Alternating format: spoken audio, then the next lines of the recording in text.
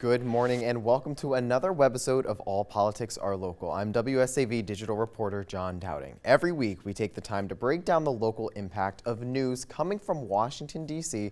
with one of our reporters from Capitol Hill. Let's jump right in. Last week the House of Representatives voted to formalize the impeachment inquiry into President Donald Trump. The lower chamber voted along partisan lines with all but 2 Democrats voting in favor of the inquiry.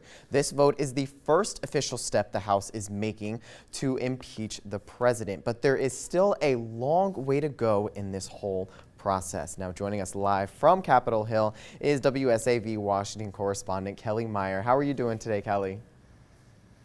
I'm doing well, John. How are you doing? Thank you for having me as always. Of course. So, all right, so let's dig into this. So, obviously, it was a big week. You were running up and down, back and forth, left and right, all on the Hill, all last week.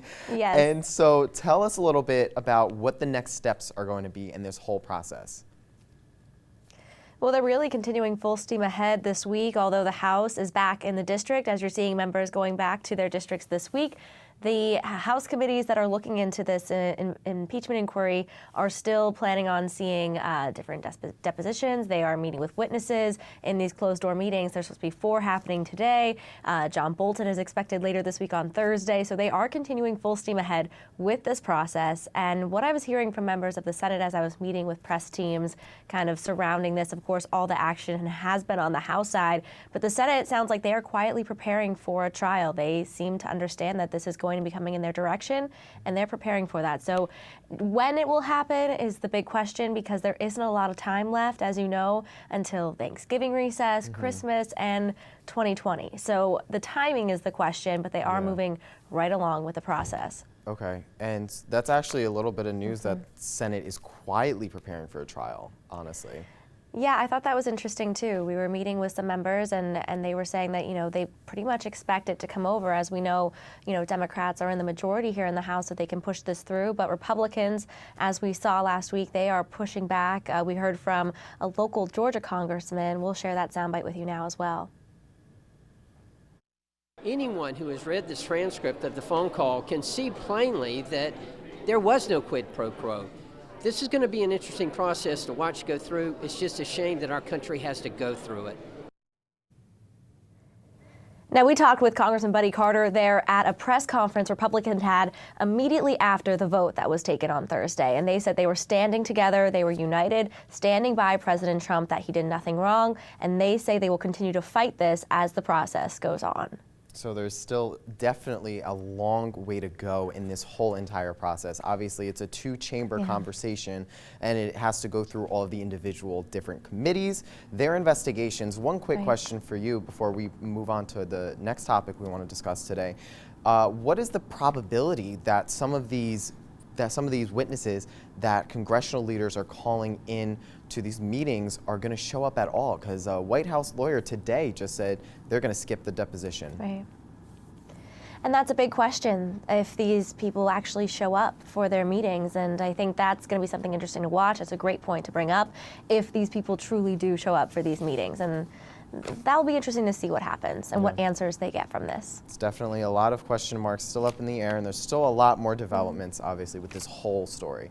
All right, well, let's move on then. Former Vice President Joe Biden, Senators Elizabeth Warren and Bernie Sanders, as well as South Bend, Indiana Mayor Pete Buttigieg, top a recent national poll from the New York Times about top Democratic candidates. But Mayor Buttigieg seems to have some problems winning over African-American voters, primarily because of his sexuality. And this problem affects his popularity in South Carolina.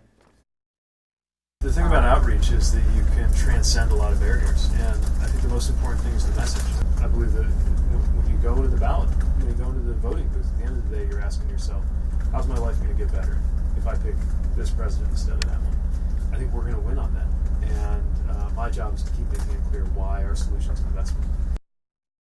And these comments come after, these comments from Mayor Pete come after an interview yesterday on CNN with Representative Jim Clyburn of South Carolina. The representative said it was a generational issue for older African-American voters. And a couple questions now here, Kelly. For starters, let's talk about Mayor Buttigieg and his impact. What does he have to do to try and win over these African-American voters? Because he is seen as that young and millennial candidate. Well, it seems that he's still trying to overcome this criticism he was facing when he was dealing with the unarmed police shooting of a black man in his own community and how he handled that. So going from there, and even one of the other presidential candidates, Julian Castro, criticized openly Mayor Buttigieg on this topic as well, saying that he, the way he handled it, and criticized him for that. So, I mean, and when Mayor Pete responded to Castro, he did say, come to my community, let me show you the support I have from the people here.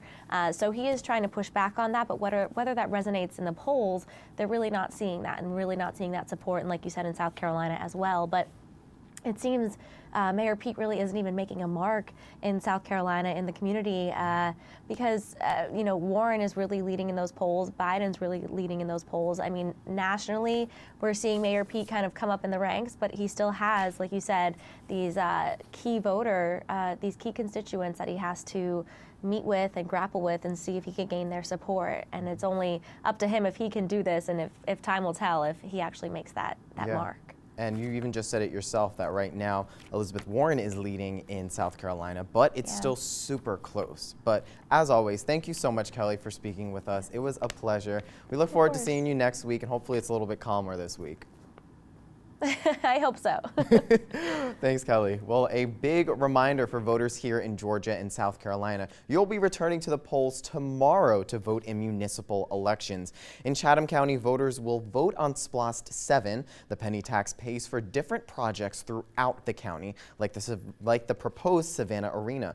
Almost all cities in the county will vote for a new mayor and members of city council, including Savannah, Pooler, Garden City, Port Wentworth, and Tybee Island. Now, we have all of the important information county by county on our website, as well as links to My Voter pages on our website.